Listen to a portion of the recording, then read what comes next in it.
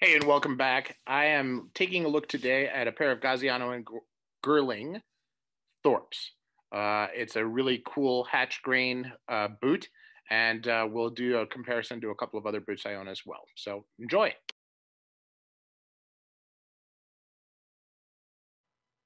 Welcome to Wisconsin Shoe Guy. Here we do unboxing videos, we discuss general shoe knowledge, we do worth the price videos as shoe reviews, and we will do shoe battles, comparing shoe to shoe so that you can understand the differences. I also speak to experts in the field.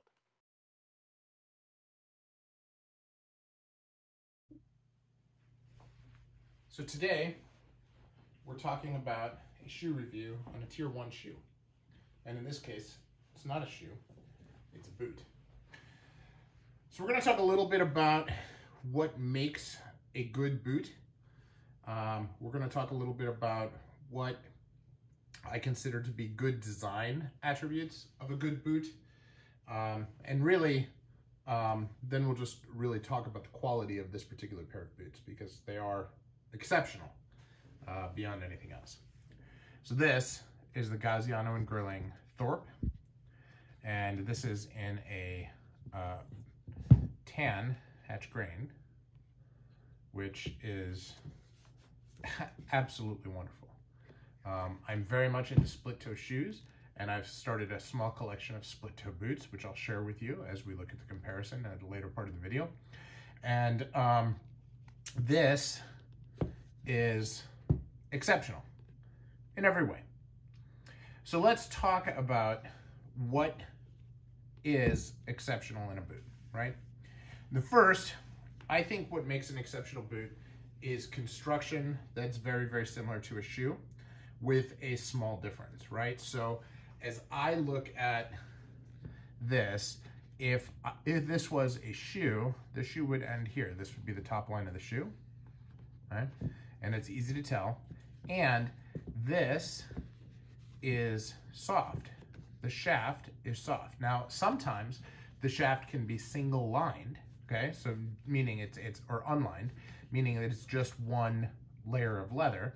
In this case, it is lined, but the lining is super, super soft, and it is very flexible. Because I am not a boot guy. I don't particularly like wearing boots for the support, and so my ankles hate wearing boots. Now, I love the way boots look, and I do very, very often go places where I need the ankle support so that I don't twist my ankle. I actually broke my ankle a number of years ago, so the support is actually very good for me, but that doesn't really do me any good if I don't wear boots because they're uncomfortable. So this is an example of a boot that is comfortable to wear, even though it is providing me great support. I also feel like a boot should be able to be worn and laced like a shoe and still provide that support. Now, what do I mean by that? That means I expect this part here to be stiff and provide me ankle support, even if I only lace it 5 laces, just like I would the shoe. Now, in this case, if this was the shoe and this was the top line, it would be a 4 eyelet shoe. Now, I have a decision to make, and this is a decision that everybody who owns boots needs to make. And no, you're not limited to based on what it comes from the factory with, is do you want to use lacing, or do you want speed hooks in the top part of the boot? And the reason for this is really all about how fast and easy it is to put the boots on, and speed hooks are always faster. And here I have a problem. You can see I don't lace the boots all the way, and that's because I can't get them on and off if they're laced all the way. So this is a perfect example of where speed hooks would be a great attribute in the boot, and they did not come with speed hooks. Now, I bought these from a shoe store in Canada. A really nice gentleman. It's shopmera.com, and he probably didn't order them with the eyelet hardware because everybody wants something different. And if you take it to a cobbler, it's easy enough for the cobbler to be able to do it. I think it's $8 per eyelet, and they just they put them on. So it's not terribly expensive. It's not terribly inconvenient. It's just something that I'm gonna need to make a decision on what I want to do. The other thing I need to decide, of course, is down here. Do I want eyelets or do I want to leave them natural? Very, very high quality shoes. Most of the tier 1 do not have eyelets there. They are constructed cleanly enough so that they don't need eyelets, okay, or grommets, okay, as they're probably more appropriately called. And it can be a blind grommet where it has a grommet in the back but none in the front, so that you don't see them. That is very common on tier 3 shoes, tier 4 shoes, but on tier 1 shoes, it is most common to have none, okay?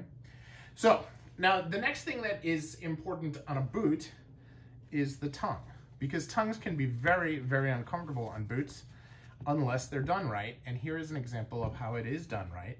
They actually have it so that the lining on the tongue is A, super soft, and B, does not go the entire length or width of the tongue, which makes it even softer. Now, if this was a shoe, I would hate this because I want the shoe to have the tongue completely lined. I don't like this partial lining, but on a boot, it is measurably more comfortable. I actually own a boot where the tongue is a different material than the outside of the boot, than the upper of the boot. So the boot is actually Chrome XL and the tongue is suede so that it's softer, so that it's easier to tolerate the tongue when you're wearing the boot.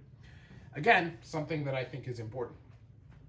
Now, for boots, I am much more accepting of a rubber sole than a leather sole. I generally prefer to wear leather soles with my shoes, but for boots, and don't get me wrong, about 40% of my collection has rubber soles now, but, and I live in Wisconsin, so I have inclement weather all the time, right?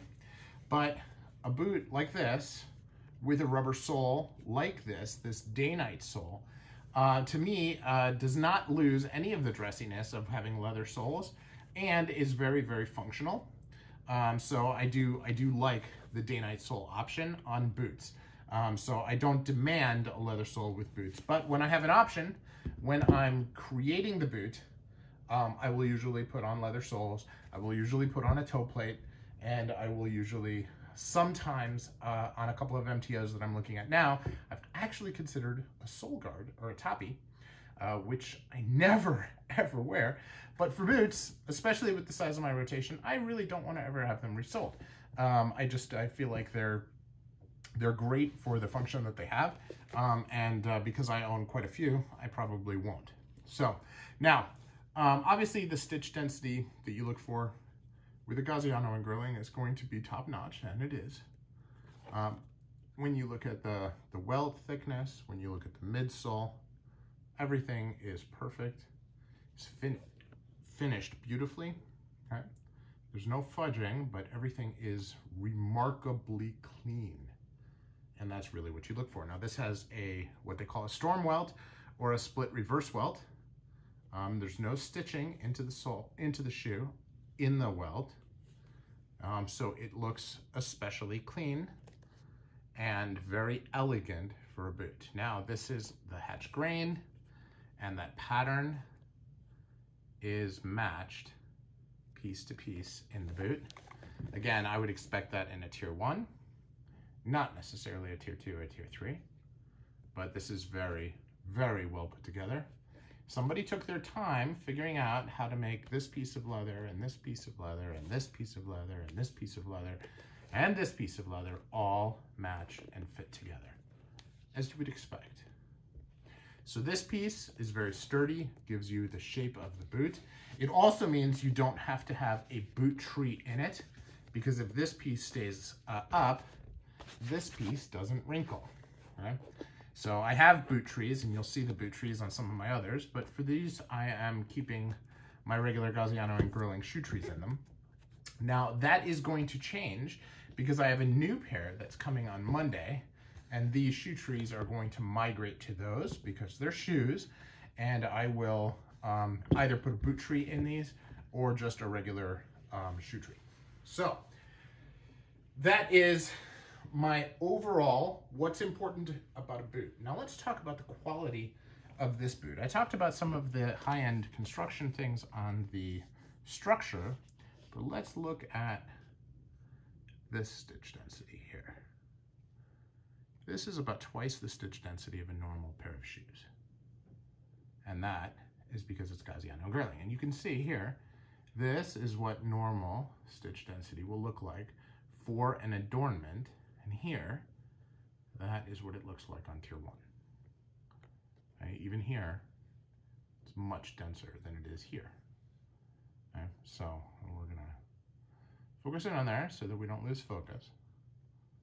Okay, just a very, very clean, very well made. This is all hand stitching. Okay. The way that this join is done, the way this reverse join is done, it's all perfect and beautiful, which is what you're paying for. These are $1,500 boots. They better be perfect. All right. And you have this here, which like a little spot. That is just polish. That's probably my fault for not getting that clean while I was polishing them the first time.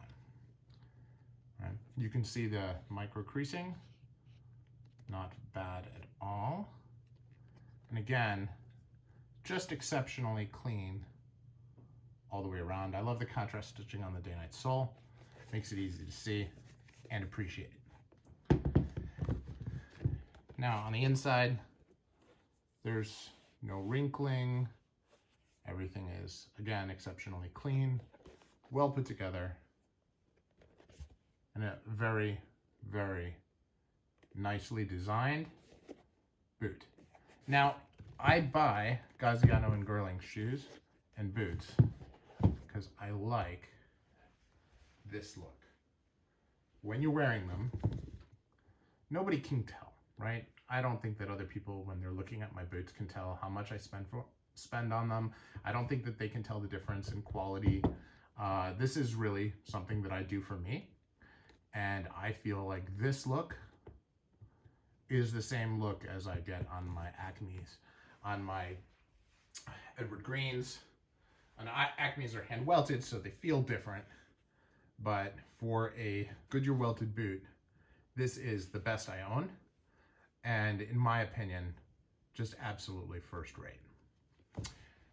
So let me know what your thoughts are. In the next section, we're going to take this boot and compare it to a few others.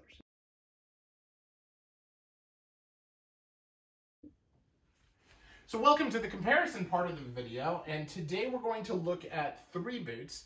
I actually have another split toe boot in Utah calf that's hand welded that's on its way. But for today, I have 3 examples of split toe boots that we're going to look at and compare.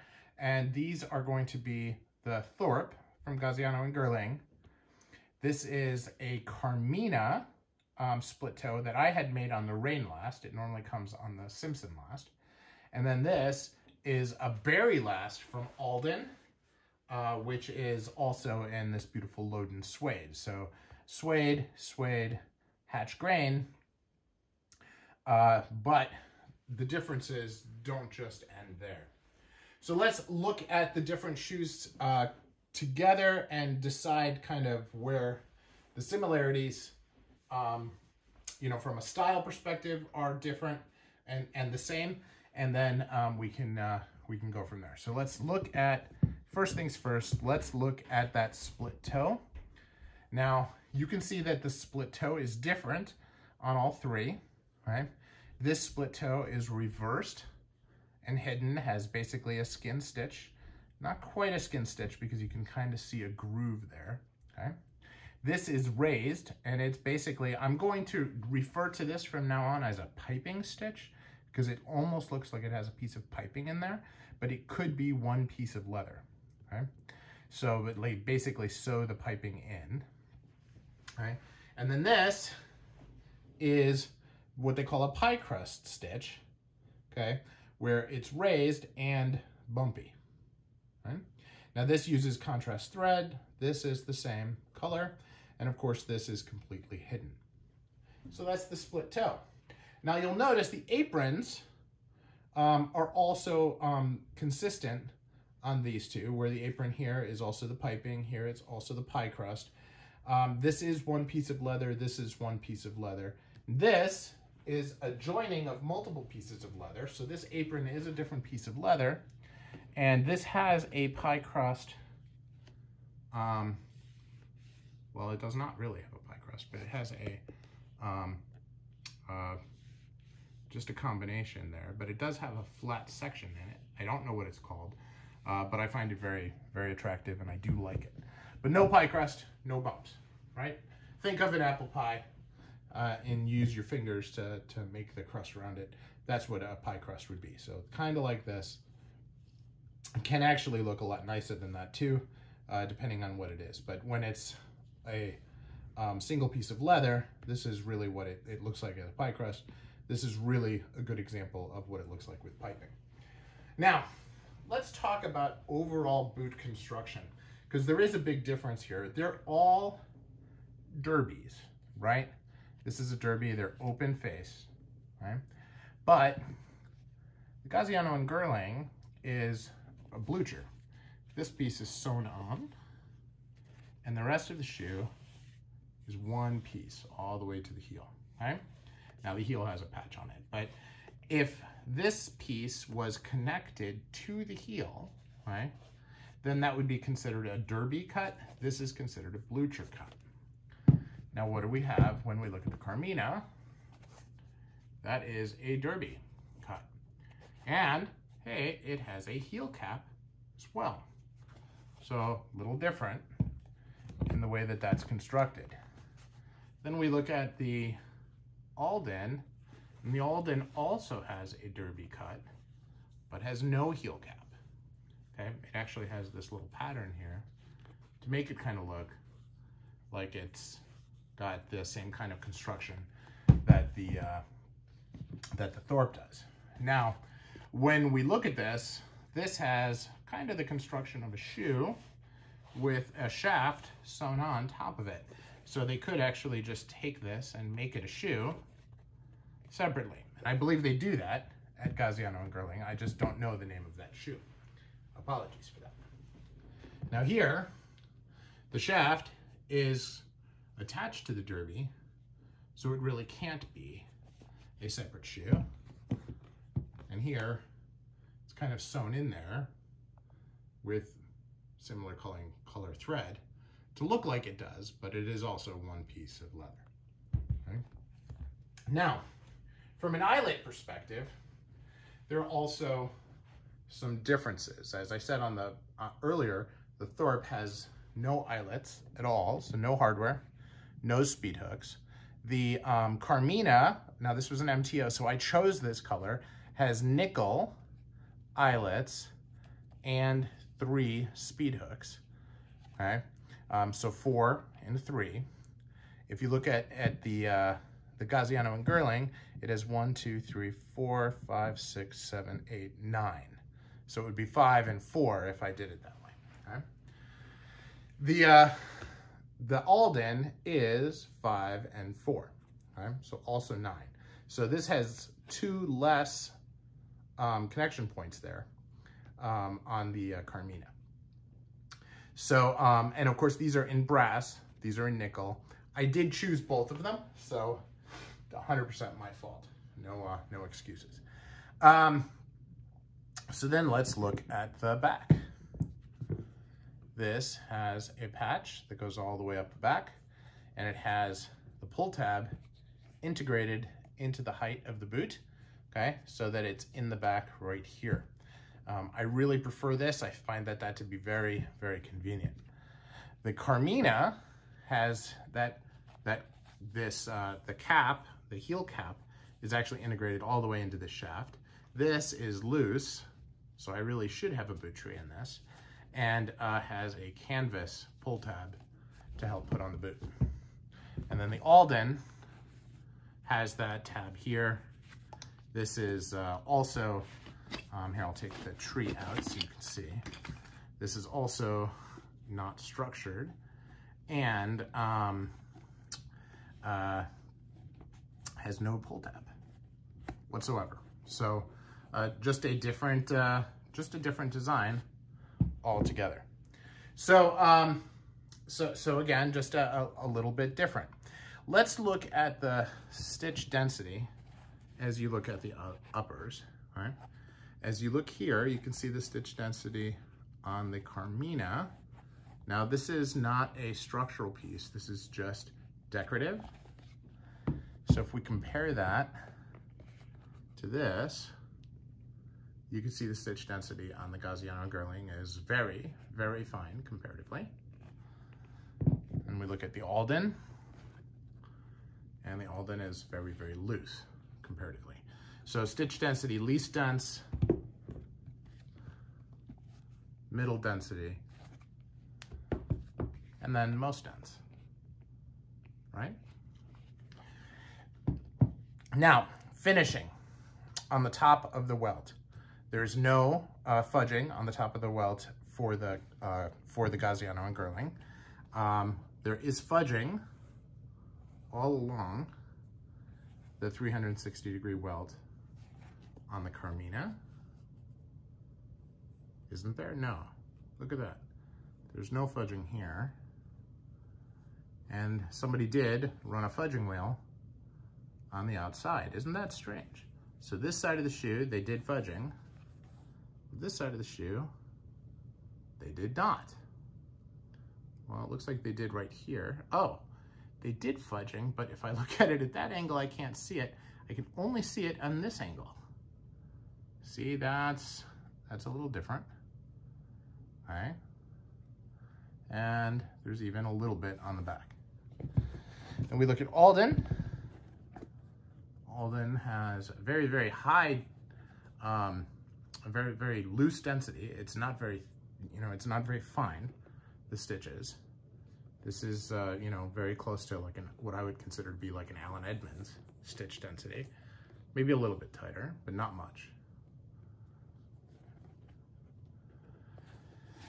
And then you compare that again to the stitch density here with the Carmina, and then the stitch density here on the Gaziano and girling, much, much higher. Now, these are tier 2 shoes. This is a tier 1 shoe. It should be better, and it is. So no question there, just something of interest. Now, if you look at the MTO, I did not have a choice on the leather that they used for the lining on the Alden, but the lining on this is exceptionally soft, a little bit loose. Like you can feel the distance between them, where on most of my shoes, I can't actually feel like the gap between the leathers, between a lining and the upper. Okay, so again, I can't feel the difference here, even though it's suede and leather. I did choose the green color, had my name put in it and everything. It's a nice feature of a Carmina MTO. And then for Gaziano and girling, the lining is also exceptionally soft. As I said before, it's loose here, but firm here. And just a really high class, well-made product.